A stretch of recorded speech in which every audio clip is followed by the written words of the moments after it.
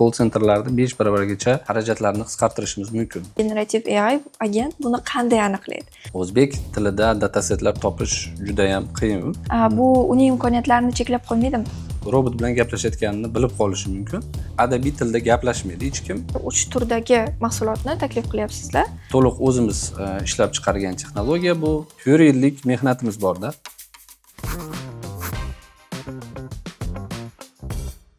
Assalomu alaykum hurmatli tomoshabinlar. Bugungi On Startup Biz rubrikamizning ilk mehmoni Cybernet AI startupining O'zbekistondagi bosh direktori Sardor Hashimov. Xush kelibsiz.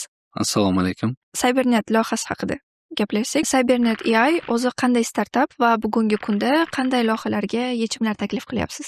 Cybernet AI bu yuqori darajadagi xavfsizlikka ega bo'lgan ovozli AI agentlarni yaratish platformasini taqdim qiladi. Biz asosan bank, retail, telekom sohalarida faoliyatimizni olib boramiz. Biz aynan o'sha ularni mijozlar bilan muloqotlarni avtomatizatsiya qilishga yordam beramiz. O'sha aynan kontakt sentrlarda avtomatizatsiya qilishga yordam beramiz. Soddaroq qilib gapirganda, bizning AI agentlarimiz o'zbek tili va rus tilida to'liq muloqot qilishi mumkin. Xuddiki oddiy operatorga o'xshab, o'sha kontakt sentrdagi operatorlarga o'xshab to'liq muloqot qilishi mumkin, uni muammosini tushunishi mumkin va o'sha muammosiga qarab turib yechim taklif qilishi mumkin. Biznes uchun asosiy taklif qiladigan yechimimiz bu o'sha call centerlarda 5 barobargacha xarajatlarni qisqartirishimiz mumkin. Biz AI agentlarida agar ishlatishadigan bo'lsa, shu 5 barobargacha qisqartirilishi mumkin. Bu bizda misol uchun o'zimizni texnologiya bo'lgani uchun platforma ham o'zimizniki, texnologiya ham o'zimizniki, chet elda hech qaysi tayyor yechimlari bilan biz foydalanmaymiz. To'liq o'zimiz ishlab chiqargan texnologiya bu, platforma ham o'zimizniki va biz ularni o'sha O'zbekistondagi облачный serverlarga o'rnatib ishlatishimiz mumkin, как SaaS решение, yoki o'sha mijozni o'zini agar serverlari bo'lsa, o'sha serverlarga o'rnatib ma'lumotlarni o'sha ichida обработка qiladigan qilib o'rnatib berishimiz mumkin. O'zini serverlarida tashqariga chiqmagan holda. Cybernet kompaniyasini mahsulotlari haqida o'rganganimizda, ya'ni bugungi kunda tushunishim bo'yicha sizlar 3 turdagi mahsulotni taklif qilyapsizlar. Shular haqida ozgina gapirib bersangiz. Birinchisi bu ML robotlari, bu aynan o'sha ssenariy asosida ishlaydigan AI agentlar. U o'sha to'g'ri kiritilgan skript bo'yicha ishlaydi va o'sha skriptlar bo'yicha mijozlarning savollariga yoki javoblariga qarab turib, u ham javob qaytara oladi va ularda nafaqat gaplashadi, undan tashqari u o'sha ularni javoblarini ham, mijozlarning javoblarini ham fiksatsiya qilib qolishi mumkin. Undan tashqari ular mijoz gapirgan har bitta gapini tekst holatida qo'shimcha o'sha korxona uchun chiqarib berishi mumkin. To есть detalizatsiyada u hammasi qoladi. Ikkinchi hozirgi yangi produktimiz, mana ikkita yangi produkt shu yili chiqardik. Bu generativ AI agent. Generativ AI agent u umuman ssenariy kerak emas.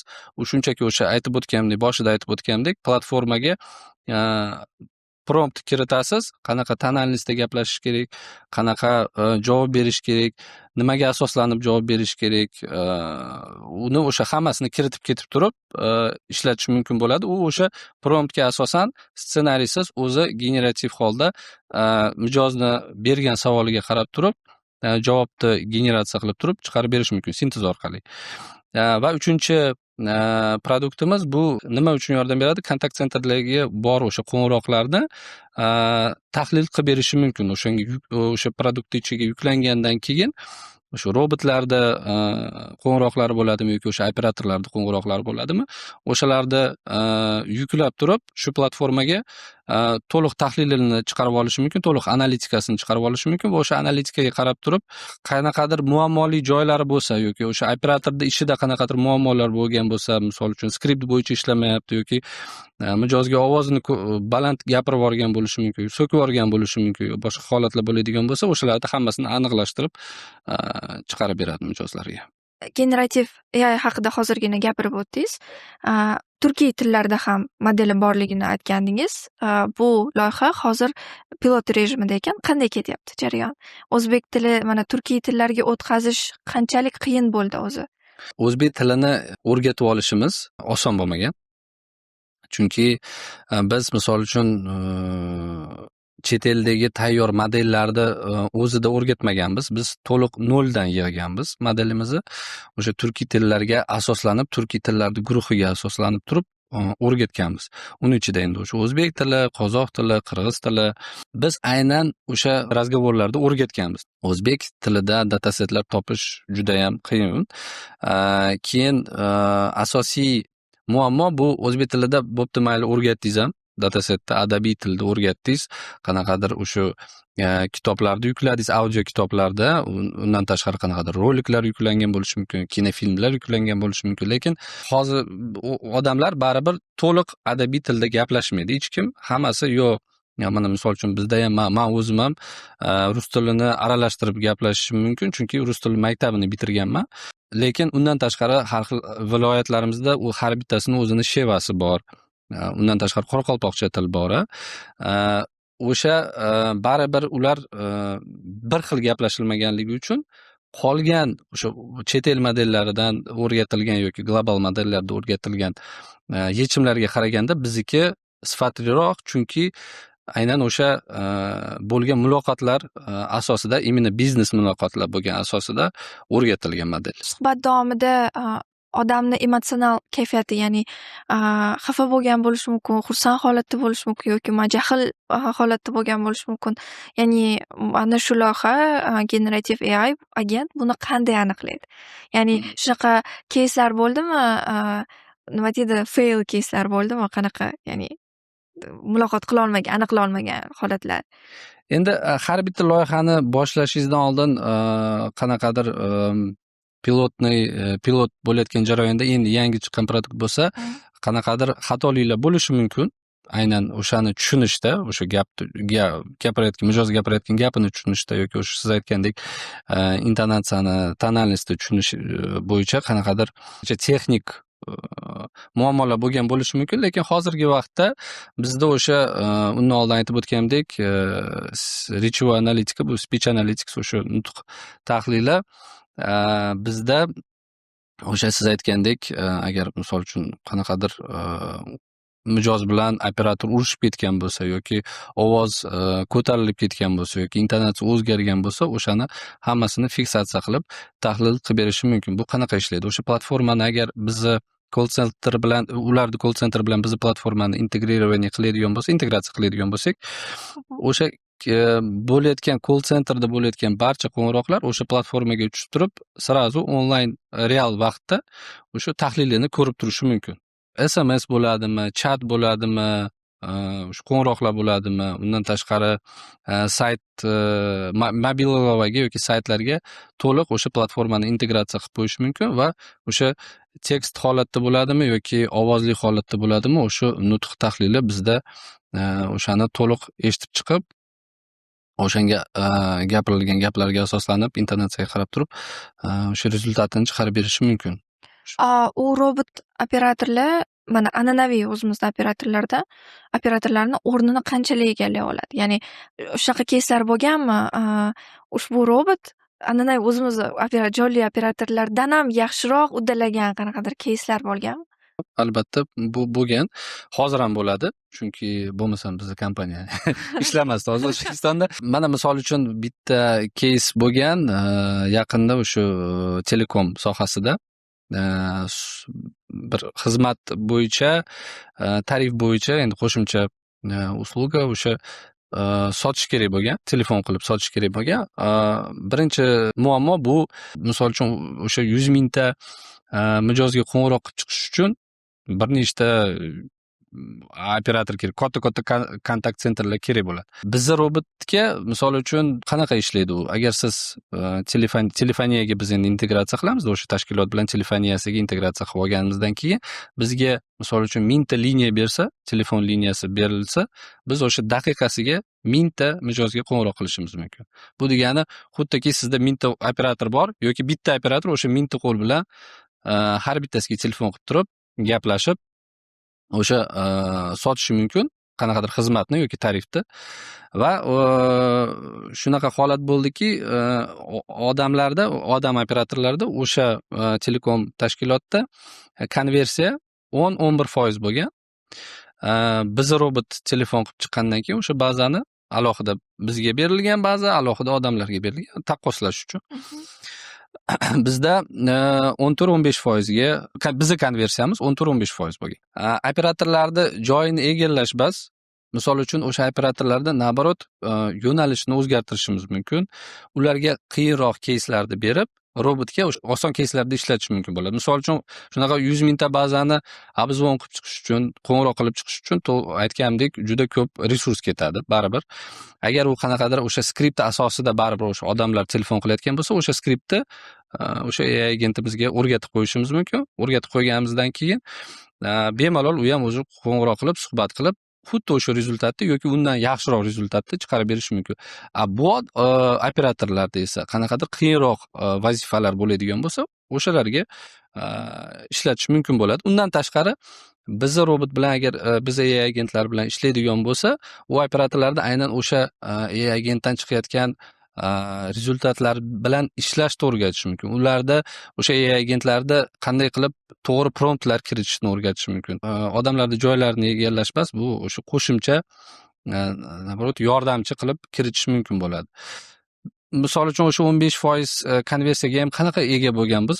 Biz har bitta proyektni boshlashdan oldin, har bitta loyihani boshlashdan oldin o'sha loyihani to'liq produktini, usloviyalarini, shartlarini hammasini tanishib chiqamiz. Unga yarasha qo'shimcha agar o'sha tashkilotda eng zo'r operatorlarni bir 5 ta yoki 15 ta qo'ng'iroqlardan bizga bersa, biz o'sha qanday uni qanday ishlashini ko'rib turib, eshitib turib, o'sha sotuv texnikalarini AI agentlarimizga o'rgatib qo'yishimiz mumkin va xuddi o'sha eng zo'r operatorlar qilayotgan ishini bu ham qila oladi. Mana shu loyihani amalga oshirishda eng qiyin jarayon qaysi bo'lgan? Eng qiyin vazifa? Eng qiyin vazifa bu o'sha aytgandek o'zbek tilida model yaratish bo'lgan. Chunki modelni yaratish uchun o'zi prototipini yaratish uchun 6 oy ketgan bizda. 6 oydan keyin va uni sifatliroq qilish uchun kamida yana 1,5 yil ketgan. Umumiy olgan holda bizda bu o'zbek tilida gaplashadigan, tushunadigan modelni yaratish uchun 4 yillik mehnatimiz borda. Hozirgina Sardor aka aytib o'tdingiz, loyihada ya'ni robot operatorlarni ajratish qiyin, ya'ni o'zimizdan an'anaviy operatorlardan. So'z isboti bilan agar imkoni bo'lsa, biz shu narsani hozirni o'zida studiyada sinab ko'ra olamizmi? Ya'ni agar bu loyiha ishga tushgan bu tashkilotga telefon qilishimiz yoki biror keyslar bo'lsa, telefon qilib ko'rsak bo'ladimi? Ha, albatta bo'ladi. Hozir men sizga o'sha real mijozlar bilan bo'lgan suhbatlardan birini qo'yib beraman. Faqat bitta narsani aytib o'tishim kerak. Bu yerda o'sha tashkilotning nomi va mijozning ismi sharifi o'chirib tashalganda. O'chirib tashalgan. Zapikinniy bo'ladi. Xullas, o'shani eshitib ko'rasiz. Bu o'sha haqiqiy bizni robot gaplashgan real suhbat. Allo, здравствуйте, assalomu alaykum. Mana kompaniyasidan telefon qilib sizga ilovamizda bo'lib to'lash uchun limit berilgan edi, lekin hali ham hammasidan foydalanmaganingizni ko'ryapman. Xohlaysizmi sizga xizmatimizdan foydalanishni hamma usullarini batafsil tushuntirib bersam? Mayli, ayting. Xo'sh, siz yaqinda katta xaridlar uchun bo'lib to'lash imkoniyatidan foydalangansiz. Sizga shuni eslatib o'tmoqchimanki, muddatli to'lov limitidan kundalik xarajatlar uchun ham foydalanish mumkin. Yaxshi, unda xaridlaringizni kutib qolamiz. Mijozi bo'lganingiz uchun rahmat. Xayr, salomat bo'ling. Bizda hozir robotlar qanaqa ishlaydi? Tilni bilib olish uchun boshida hozir eshitgan bo'lsangiz, "Здравствуйте, assalomu alaykum" yoki "Assalomu alaykum, здравствуйте" deb o'z suhbatni boshlaymiz. Agarda mijoz bizga "Assalomu alaykum" deb murojaat qiladigan bo'lsa, biz muloqotni, suhbatni dal o'zbek tilida olib ketamiz. Agarda u "Здравствуйте" yoki "Добрый день" deb javob beradigan bo'lsa, robot avtomatik tarzda o'zi demak bu rus tilida gapirish kerak bo'ladi. Rus tilida suhbatni davom ettirib ketaveradi. Shunaqa holatlar bo'ladiki, boshida o'sha ruscha so'rash, salomlashib qo'yishi mumkin. Lekin keyinchalik, misol uchun, "Men sizni tushunmayapman, я вас не понимаю, можете на русском" yoki o'zbekcha salomlashib qo'ydi, "Я вас не понимаю, можете на русском" desa ham, o'sha dialog o'rtasida, suhbat o'rtasida robot avtomatik tarzda o'sha oxirgi gapirgan gaplarni rus tiliga o'girib, уже дальше suhbatni rus tilida olib ketaveradi. Shunaqa bo'ladi. Uzr. Hozir men qo'yib beraman. Алло, assalomu alaykum. Алло, здравствуйте. Мы звоним из компании. Меня зовут Руслан. Скажите, вы? Да, это я. Звоним по поводу вашей рассрочки, чтобы напомнить про день оплаты. Вам нужно внести платеж по займу в размере до 11 вечера.